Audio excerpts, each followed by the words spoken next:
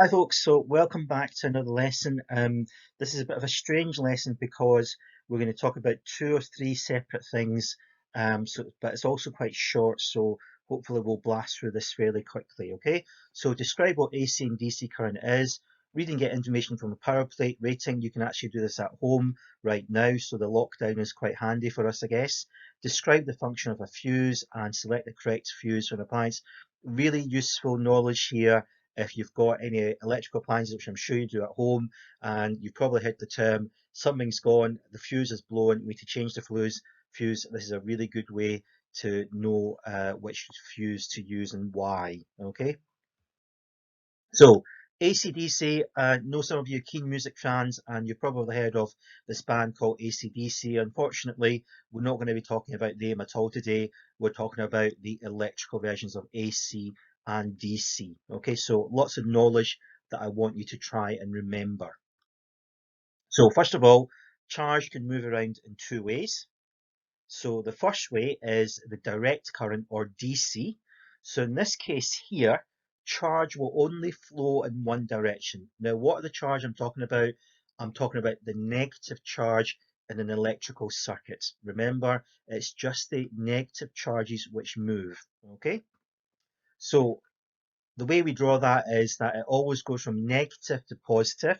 If you think about our symbol for a cell, okay, remember this is the symbol for a cell, and the negative terminal is always the shorter line, and the positive terminal is always the bigger line, and charge always goes from negative to positive. Okay, so that's how we represent DC current. An example of something which gives you DC current is batteries. And if you look at a battery, you'll sometimes see the symbol DC 1.5 volts. If you look at the back of your calculator, you'll see on most calculators it will tell you that it is battery operated. Mine says 3 volts DC, and the symbol for DC is a straight line with these three dashes on it. Okay, you'll see that if you look at the back of your calculator, we don't really use this symbol at all. It's really just there so you know how to spot it basically. Okay, so that's DC. The next one is AC, which stands for alternating current.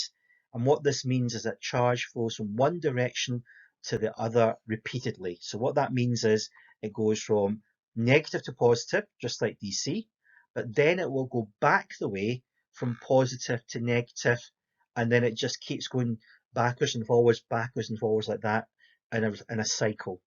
And we call that, well, an example of that, sorry, is mains electricity. Okay, so whenever you plug something into the wall socket, you're using an AC current, and it will go negative to positive, positive, negative. Okay,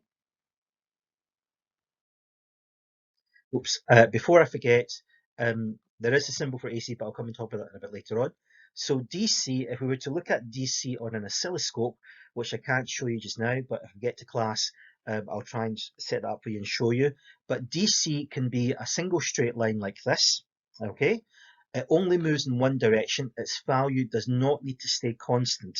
So here, this means, say for example, if this was 5 volts here, that means it's a constant 5 volts. That's a DC current. Doesn't always have to do that because it can be less than 5 volts. So for example, something like this is also a DC current because it's still going in one direction. Okay, how do I know it's going one direction? Well, I'll tell you when we come to do speed time graphs again, but you can probably kind of guess if you think about positives and negatives. I won't say any more than that, but here either of these would represent a DC. It can either be a constant value, it could be 5, 10, 15, 20, or it could be a value that constantly changes. So it can be at 5, it can be at 4, 3, 2, 100, etc. Those are still DC voltages, okay? And the key thing is direct current only flows one way, okay? Only flows one way. Now, an AC supply moves in two directions. So if I was to show you on an oscilloscope, that's the kind of thing that looks like a wee radar screen, then you would see a trace. This is what we call the diagram on oscilloscope, which goes up and down like this, and it would actually be repeated infinitely as much as the screen can fill. Okay, and again, it doesn't need to always, you can see here, it doesn't stay at the same value. In fact, it changes its value with time here. It gets bigger, then smaller, then it goes negative, then it gets really, really negative before coming back up to become positive again. Okay, and if you didn't figure it out before, but you can probably see it now, it changes direction because it's going positive one bit and then negative the next bit. Okay, so positive one bit and a negative one bit, so it must be changing directions. And because the trace for the AC signal looks like this on an oscilloscope, the symbol for AC is also a wee squiggly line like that. And you might have seen these on the multimeters, or you'll see these on the multimeters that we're going to use when we get back into class. Okay, so the key thing there is that AC moves in two directions, positive to negative, negative to positive, backwards and forwards all the time. Okay, and a wee bit of info that you need to remember is that mains supply, so that's the electricity you get from your socket in the wall, is quoted in Britain as 230 volts AC with a frequency of 50 hertz. Okay, and that means the 50 hertz, remember we did this in third year, is that it switches from negative to positive 50 times in 1 second. Okay, um, different countries will use different hertz. So, for example, in America, if I'm correct, they use a slightly lower voltage of 220 volts AC and 60 hertz. And that's why if you go abroad to America, you usually need to get an adapter to use your electrical devices, because if you don't, the electricity going in will be at the wrong rating and it could damage your appliance. Okay. So just to give you a wee diagram here, you can think of AC as being current going one direction and then going back the other direction repeatedly. And as I said, in Britain, this happens 50 times per second. Okay, so moving on now, which is to the power plates now. The power plates is on every electrical device that you have in the house. You might have to search around a wee bit. Your calculator, as I mentioned, already has one, probably in the back of your calculator. If you look at your TV, please be careful, don't damage anything. You should see something similar to this. Now, the bit we're interested in is the following. You can see that it tells you it uses 230 volts AC and it's 50 hertz. So we know this is basically the main supply because of the 50 hertz bit. It tells you how much power it uses, which kind of makes sense because it's called a power plate. Okay. Um, Sometimes it will also tell you whether it's AC or DC. Here it's AC because it's rated at 230 volts. Okay, the frequency's there, and then finally the power used by the appliance. So what I would really like you to do actually, folks, is to spend a wee bit of time, obviously you're in the house, obviously be careful, take a picture of a ratings plate that shows me the power used by your appliance. You might have to look around a wee bit on the actual appliance, but you should be able to find it fairly easily. Okay, final part of the lesson, folks, really blasting through this today, is a fuse. Now, remember we showed you this when we talked about current, okay, and we had 3 amps, 5 amps, and 13 amps. You can buy these in Asda or any kind of good electrical store. Now, this is the symbol for a fuse. It looks like a resistor with a line going straight through it. Okay, so this is why you never draw a resistor with a line going through it, because it stands for a fuse. And the fuse is a safety device, you just need to know that. And the way it works is that if too much current flows, it melts and breaks the fuse.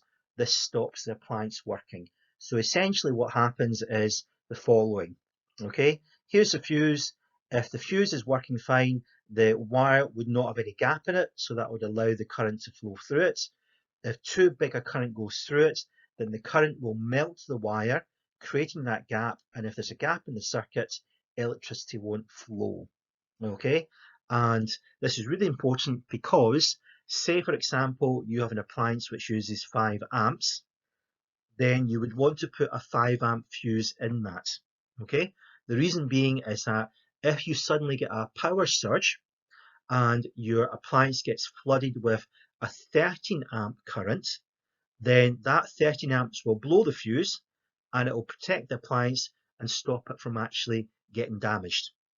If on the other hand you put a 13 amp fuse in and you suddenly had a 13 amp going through a 5 amp appliance, that 13 amps will happily go through the appliance because there's nothing to stop it, there's no safety device, and that can actually damage your appliance. Okay, so it's really important you use the right fuse for the right appliance. If you don't, you run the risk of damaging any electrical appliance, and that can lead to an electrical fire. Okay, so in general, now I'm afraid this is one bit of knowledge you have to remember, but basically if the power rating is less than 720 watts, you can use a 3 amp fuse. This is just a rough rule of thumb guide. Usually an appliance will tell you what amp of fuse to use, but if it doesn't, especially on older appliances, this is just a general guide. Okay, but you should always check the instruction manual of your appliance if you're not sure what the fuse rating is. For NAT5, however, we just expect you to remember this. If the power rating is greater than 720 watts, we have to use a 13 amp fuse. So looking at my appliance here, what fuse should I use? A 3 amp or a 13 amp? We don't use 5 amps in NAT5, so you don't need to worry about that. So pause the video, have a wee think, and then I'll tell you the answer. Okay, hopefully you were able to work out that K stands for kilowatts, so you can see why I got you to do a lot on the notation and prefixes. So that's 0.6 times K, which is the same as 0.6 times 1,000, which is the same as 600 watts. Okay, so according to my rule down below, the power is less than 600 watts, so that means I've got to use a 3 amp fuse. Okay, and that's it. Pretty straightforward, nothing too complicated. Okay, what happens if we use the wrong fuse in the appliance? Well, this can happen.